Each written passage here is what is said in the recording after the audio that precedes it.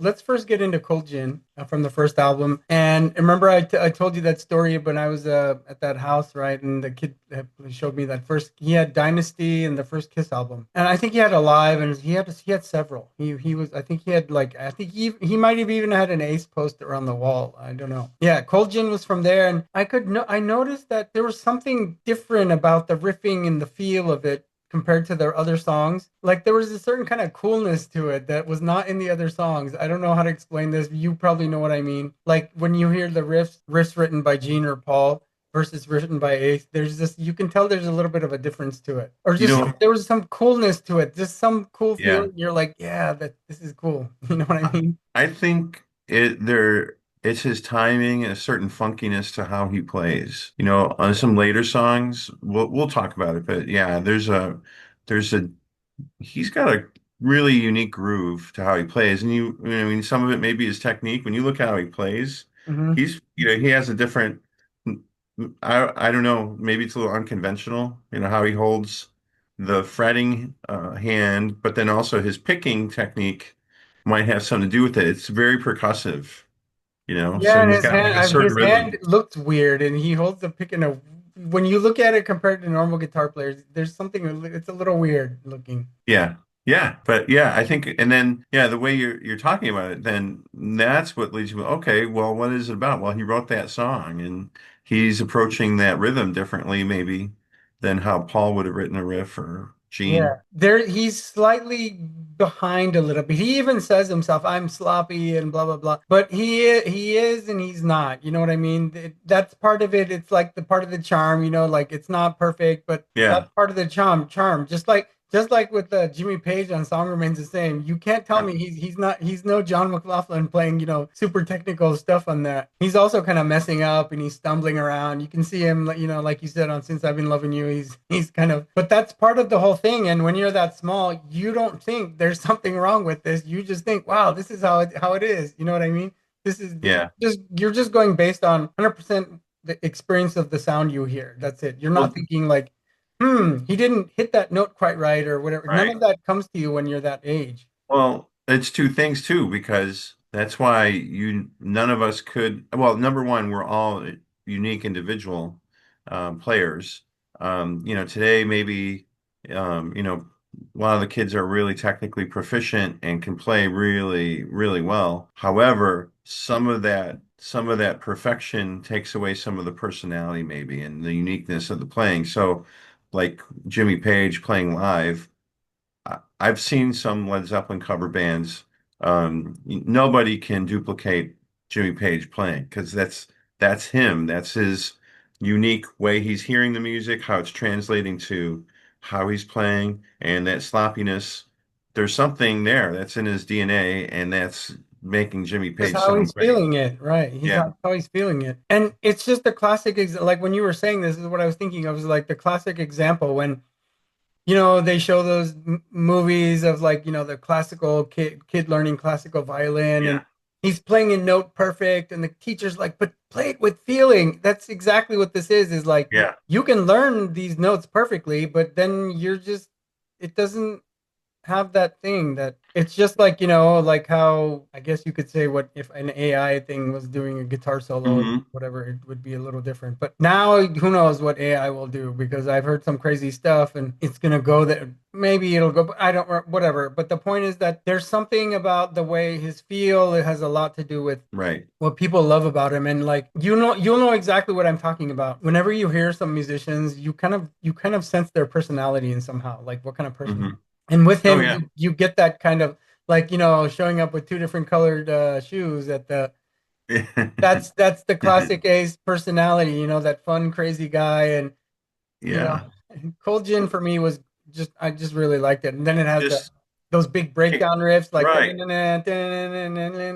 all these things. And then, but what's interesting is like when I don't know, I saw it live somewhere, but you see when they're playing it live, they're getting into it, and you can see like they were making parts to do things live. Like the way Hmm. they're interacting has something to do with the parts. And but Ace just came up with the song. But it was interesting how it had a very like performancey kind of feel to the way the songs moved, right? Yeah. Like, and you saw when they performed, they were very animated and like doing different things together. Like, okay, They here, Paul have and some Ace are jamming choreographed. together, or Gene and Ace Yeah. are like, that. But it was like natural part of the songs that I think came out of them just jamming together. So Hmm. I don't Yeah. think it was so like fabricated. I think they genuinely got into it because what I heard recently was that Gene Simmons was really hit hard over Ace because Yeah. there was something, I don't know. I guess he was like because him and Gene were roommates when they were in the early days of the band.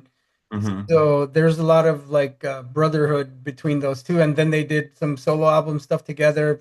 Like Gene was on Ace's solo album, Ace was on Gene's solo album. Yeah, there's that classic interview on it was called The Tomorrow Show. I might have Are actually you talking seen about the that. Tom Snyder thing? Tom Snyder interviews them, but there was a cool part where Ace was talking about, because he was such a sci-fi nerd, how he loved, a lot of the technology. He was talking about some advances that were coming, and Gene complimented him, said, "Yeah, Ace knows a lot about that topic," and it was really good to hear, some of that. They look like they're having fun together, and it was really cool Yeah, that that that interview they is could so share that. hilarious. I love that thing. Every the Yeah, way they're all it is uncomfortable. so. He's laughing. I'm a plumber. Oh, they're just he's just cracking up, and I know the other guys wanted to be a little bit more serious, Like and Peter and Ace were having fun. keep that Yeah, mystique going. But Ace is like, yeah, yeah, but no, I'm a plumber, and all this other yeah. stuff he's saying. Oh, great interview. But we were talking about the sound, his own sound, and then we were talking about or let's talk about "Shock Me" by Yes, Ace wrote that song. That riff is so it has uh that swag, its it's swagger and coolness thing. Is there and that it that just it's that the bends it's and the him and with the two colored shoes kind of walking into a room. You know what I mean? Kind of yeah stumbling, swaggering into a room with the two different colored it sneakers and you're that's a a good bottle of description, gin in Dino. one hand and a guitar in the other. Yeah, it's a good description, because that riff has a swagger, Yeah, and it just kind of slinks in and out, and it's such a captivating riff that to open this song. And so yeah, that's really his personality shining through yeah. for sure. And then he said that he recorded the vocals lying flat on his back on the ground in the studio, and I'm like, he was also nervous or whatever. But yeah, Yeah. that for me is my number one Ace tune. It shocked me, of course. And again, it was that feeling like, wait a minute, these riffs are these have a totally different feel than the other ones. And Yeah. again, it's him, and this time he's singing, and I think that was the first time I heard him sing because, of course, he didn't sing on Cold Gin. Hmm. And so I think Shock Me was the first time I heard him sing. And he has that fun, weird kind of talky kind of singing. And people are like, oh, he's not a great vocalist. And even I got some comments recently. When he passed, I reposted like 6 YouTube shorts from like 2 year or two ago, my Ace shorts, and one of them was on Shock Me, and I said, this is when I love his vocals on this, and Hmm. everybody's like, oh, great vocals, like sarcastically. I'm like, Yeah. yes, it's Right. that feel. Like you don't want some Yeah. perfectly operatic singing vocal person singing this. It's rock and It's roll. gotta be It's rock Ace. It's music. gotta be that Ace feel, that him Yeah. swaggering into a room. It has to.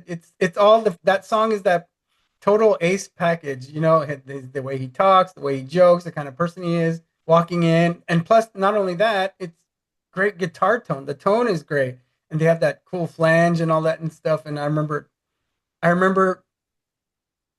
listening to the solo, and I would turn up the volume right at the end when that flange would come up because I love that sound so Oh, much. I'm like, yeah. I turned it up, and You don't want it to end. You've got to catch every bit of it. Yeah. yeah, yeah. So for me, Shocked Me is my favorite one, and also, like you were saying, I started listening to Alive 2 a little bit at the gym last year, and I was listening to Calling Dr. Love a lot, and Hmm. his tone is very biting in there. It's like really like slicing through, like it has like that electricity, the Ace electricity kind of sound in Hmm. the tone.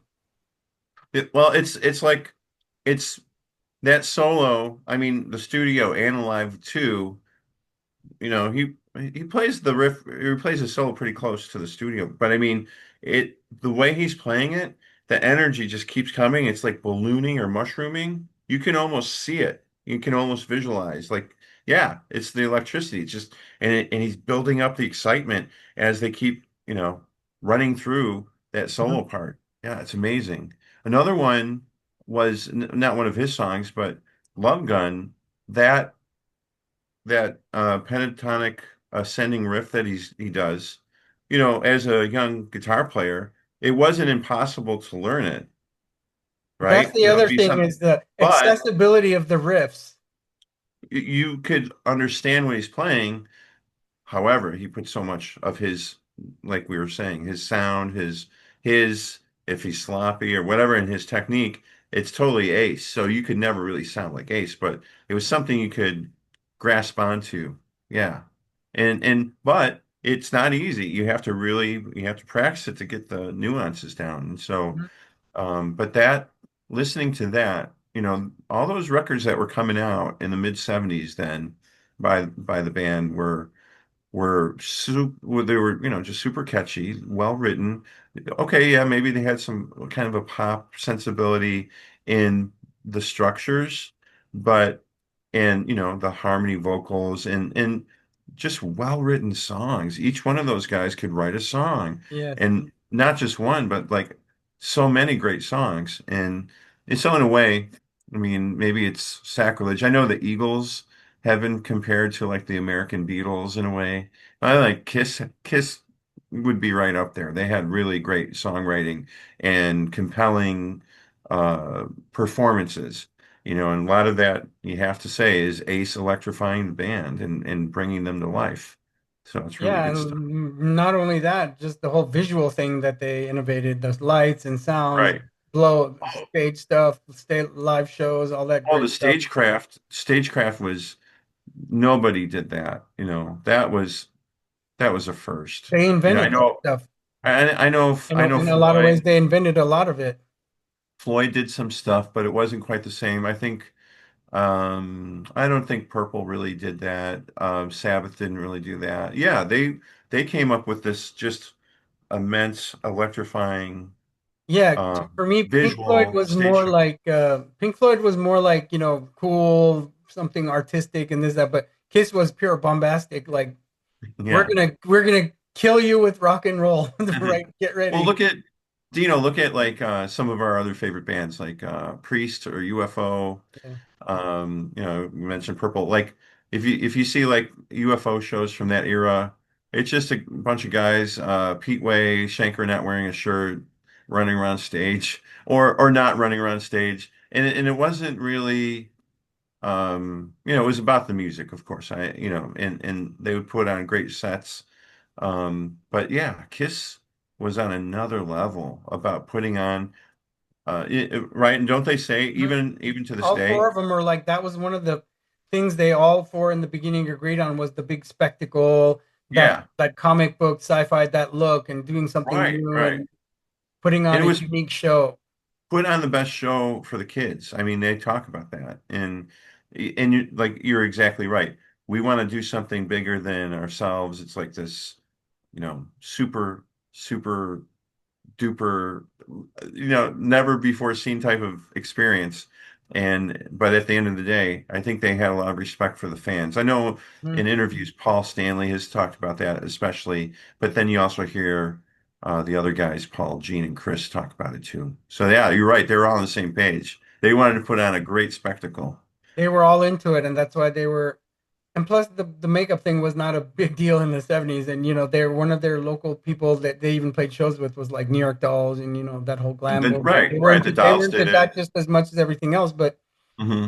they really took it to like a superhero level. And they did Hmm. comic books, Kiss, because when I was aware of them, I already saw something like the Kiss comic books, and they're written in their Yeah, own yeah. blood and stuff, and Right. so they did have all this mysterious stuff going on, like what, because nobody knew what they looked like. Because I think at the time when I first heard them was just before the makeup coming off, so I never.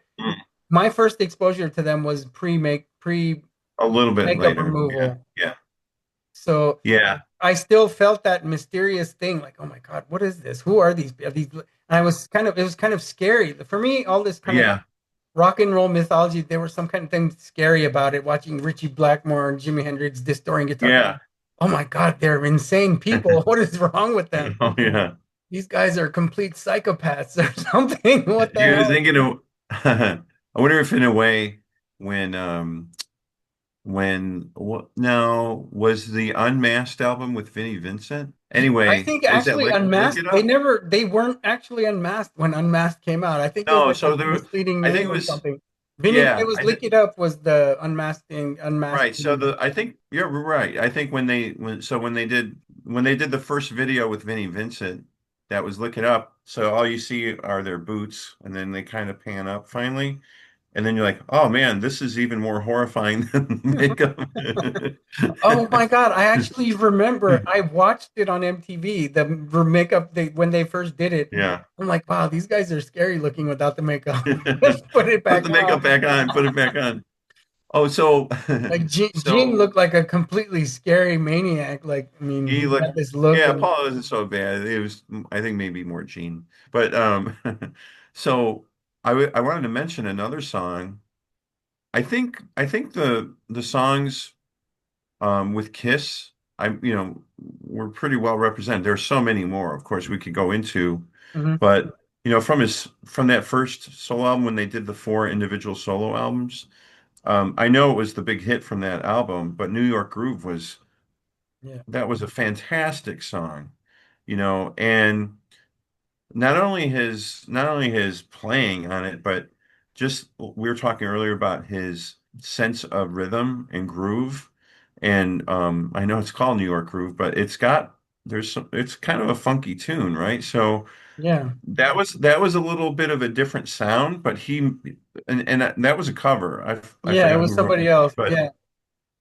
he really owned that recording, and he made that sound like Ace. And so I thought that was another cool example. If you want to know how I think like Ace was on the cover of Guitar World or something in the late 70s, 78 or something, and a lot of people wrote into the editor. They were not happy that this guy was on the cover. Why is he get to be on the cover when you have John McLaughlin or you have Mhm. other shredders or guys that are masterfully Like legitimate, real profound, players, professional or players. jazz players or whatever. It's like, well, I think maybe even in that article, they talked about he's the guy that launched hundreds, if not thousands, of young guitar players. So, People who and are in made famous bands until this day. You're like, Tom Morello, the guys from Pearl Jam, you can name a bunch of people that loved mhm, Ace's playing. But so, but I mean, I got a little off track going to the magazine thing, but I think the point was he wasn't that narrow of a guitar player. He had his focus and his sound, but like with New York Groove, kind of expanded a little bit. You could yeah, see how he could make a song his own, and I thought that was really important to share here. yeah. It wasn't just about Kiss, and like he had some really good solo albums. I wasn't really into his solo career as much because I got older and I got into other Mhm. music, other styles of music, as well as just other guitar players. Um, there's another one. It was later. It was like I think '88. He did a cover of the Move song, Do You Want My Love? ELO, which The guys in the Jeff Lynne move was in from Move. the He move went guys was were in You're right. yellow. He was Yeah. in the Move, right? So that was a song that ELO also did, and Ace's version. It's the production value is total. It's just it's very late '80s. Big drums like the The gated reverb, reverb yes, yes, and the just walls of guitar and the reverb on the vocals, but it's still a great performance. And if you haven't heard that in a while, check out his cover of that, and it's really good. And yeah. um yeah, it's really I was really wanting to talk about some of that later stuff too. And like when he was doing the work with Frehley's Comet. Yeah, there's a Um, lot of good stuff in just a there. great, great band backing him. And then it's just great that he could take center stage, and his Sing more. vocals were much, much better than when, from the 70s. But, it's still his sound, and like maybe not a perfect, you can't do Rob Halford or Bruce Dickinson, but who cares? It's rock and roll. Yeah. And actually, I remembered now while we were talking that that moment that when I was hanging out with that older kid and he brought those Kiss albums, I remember he had I think he had all the solo albums too, those four solo albums. And I remember listening to them and thinking I didn't really like them. And then again, I like the ones on Ace's album are okay, but the other ones not so much. Oh yeah, yeah. And Like when because Eddie Kramer did that with him, that's one of the reasons. And he had a really great drummer with him in there. and I Um, think maybe it was Anton Fig. yes, I think so. And then Anton Fig, he went on to do the Letterman show as the Yeah, he house was band Letterman band. drummer. But I think they wanted him to join Kiss at some point after that solo record with Ace. But then Ace eventually quit. And They took did Dynasty, Anton with right? And him. then Anton Fig was in a Fraley's Comet. So yeah, he's a solid drummer. Yeah, that's good. Yeah, it's good that you brought that up. He had some really dynamite musicians, and if Eddie Kramer's producing you, like he produced his hero Jimi Hendrix. I think Kramer is the one who Both. suggested that he cover New York Groove. I think Oh, probably, probably. I'm sure he heard the potential in Ace. And wasn't the other story that Ace, well, the other guys didn't think Ace had the ability to he couldn't pull off the to solo produce album it on and his pull own. off his own solo album without their help. It's kind of a classic, like the Beatles, right? Like Yeah, George Harrison not getting the credit that he deserved because Paul and John overshadowed him. But yeah. And then I saw an interview with Ace about this, and he's like, they said it in kind of a smarmy, sarcastic way, like, "Oh, if you need help, we're here." Like no, kind of yeah. saying like, but then his album outsold all the other guys, so he had the last Yeah. laugh on that one, and then it had the cool cover with him with the kind of comic book look again, and Hmm. I Oh think yeah, that was a yeah. big deal. That was a big part, I think, for the Kiss was like, I love comic books, and I think every kid loved comic books then. And there Hmm. was that, it was in Kiss. Like, no other band had that comic book kind of feel to it. Like, No, no, no. Like you're saying, like some of the other, like the Dolls, Alice Cooper. Alice Cooper had a little bit of that, but it was just him, right, in the band doing that. And then, well, maybe early on they all, but I'm trying to think. There were, you look at King Diamond. A lot of bands have used makeup, but I think Kiss was iconic. Nobody else nobody did reached that that kind of level. like each person is the character and everything is. Yeah. Actually, I'm gonna put the pictures up here. Last Halloween, I was Vampire Ace for Halloween last year. Because my Cool. friend, she does face painting, so this was her first time. I showed her a picture of Ace, and she did the thing. Then I put this wig, and I put like blood and like vampire teeth. So I was like Ace turned into a vampire for Halloween. So it was like it was my little Ace tribute. Ace But Spaceman becomes yeah, that's yeah, cool. Ace vampire kind of look. So that was fun. But then yeah, I mean it's crazy. And the next year he's gone. So yeah. I know. I was looking up some article about some other songs, and some of these other ones came out on Alive too. There was I think side four was studio albums, and one of them was called Rocket Ride, which was an Ace Hmm. tune, and I just listened to it before we talked, and it was pretty good. Then there was Hard Times. I'm not sure where that was from. Um, and then there's even though like New York Groove was the big hit on the solo album, Rip It Out also, but I didn't get to listen to it before we chatted. Um, Okay. I mean, recently. So I think I'm gonna go check that one out. And of course, Parasite, which was on Hotter Than Hell, is another Ace tune, and Yeah. it's very heavy riffing on that one too. It's sung by Gene, but it's I think Ace was still like, this is pre Love Gun, so Ace was still like, I don't want to sing, that kind of thing. Yeah. But I'm yeah, definitely wondering. there are some later live, like post Love Gun live videos where you'll see Ace is singing Cold Gin live with the makeup Mhm. on. So that's there's you can definitely find those out there. And of I was course, going like to ask you about like there were some unique songs in their list of accomplishments like Beth, where I think it's Bob Ezrin playing the piano, the producer who yeah, did he kind of Floyd, mostly and wrote up the song himself, kind of. he helped Peter Criss with that. But Hard Luck Woman, I know it's mostly Paul playing a 12 string, but I'm wondering, I know there's a video, I don't know if it's, reflective of what they did. I have to imagine Ace played some complimentary riffs I on can't that remember one. the song offhand right now. That's the one that sounds like a Rod Stewart song. In fact, I think Paul wrote it with Rod Stewart in mind, Yeah. wanting to give the song to Rod Stewart, and then they decided to do it themselves. And that's the one where I think Peter Criss sings that one too. But it's a 12-string guitar. It's like this um, ascending riff on the 12 string, but there is some little lead bits in there. So it's kind of neat, kind of an acoustic. This is before Unplugged, right? We're talking 20 years, 15 years before Unplugged on MTV. They're doing a really cool acoustic song, uncharacteristic of Yeah, their you know what? very hard rock sound. Now that you mention it, there's really not. I can't remember much acoustic in those early albums. Definitely the first album, I don't remember any acoustic at all. Check out Hard Luck Woman, Yeah, I after think it we're came on later done. on.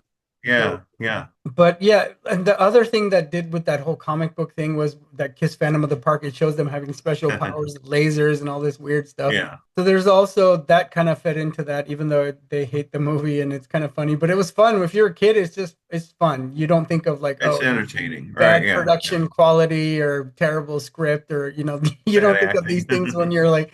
And then there was the hilarious time where the guy was just roadie. They put him in Ace makeup, and Oh, anybody can clearly tell this is not Ace. It's totally different looking guy. yeah. And they were like, because he was too wasted or he couldn't be found or something, and they had to And shoot. And they put the Ace, roadie in makeup in the Ace uh, makeup, and I didn't realize that. I'll have to find that clip. you'll have to look because if you see it again, you'll watch it. You'll say, like, that's not Ace. That's a totally Oh, different person right there. And he's like a the stunt double. wacko part is it was some black guy, so it's like totally different look. And Oh, the roadie guy was way taller than the other guy. oh, So if you see Ace standing in the Ace roadie Ace, right, standing in with the other guys, he's way taller. But in the other ones where it's Ace, he's like kind of the normal height that he was. So that's another okay. thing that gave it away was like this dude was like 4 or 5 inches taller or something like that. So it was pretty crazy. There's some other scenes where I don't know if it was scripted or he would go off and do his Three Stooges voices, being silly, which is fun. Yeah, I always like that. Yeah, he seemed to be um, maybe the most joyous of all four of those Like guys, the and class clown of the band, you know what I mean? yeah, yeah. Yeah, it just seemed to be, for whatever his faults were and all the, problems he had before he became Silver. He just seemed like just such a genuine, like a really cool person. I mean, I haven't heard any stories that, maybe when he was under the influence, like, as happens, he could have done things that were not very nice, but generally people just have great things to say about him. So it's really cool. And then, we're talking about the music. I think that comes through in the music. Like it's just a life affirming way of playing the music. He's not holding back. He's not shy. A lot of musicians can He's be just being like introverted. totally He's just being himself. like out there. Yeah, being himself. And I mean, like we're talking about like when he auditioned, I mean, that was evident from the very first, go with the band. He was going to be himself. He didn't, that's evident.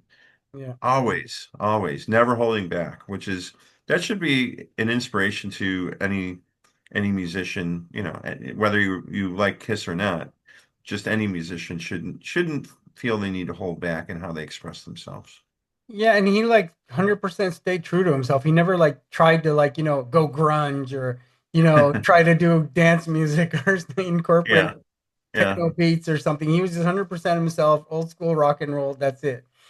Gibbs Les Paul into the Marshall, no pedals even, you know. yeah, He was that amazing. he was that guy, that total. And one last thing before we end is one of my favorite little technique is the toggle switch on and off thing that he does, Oh like in yeah, the we have to talk solos. about that.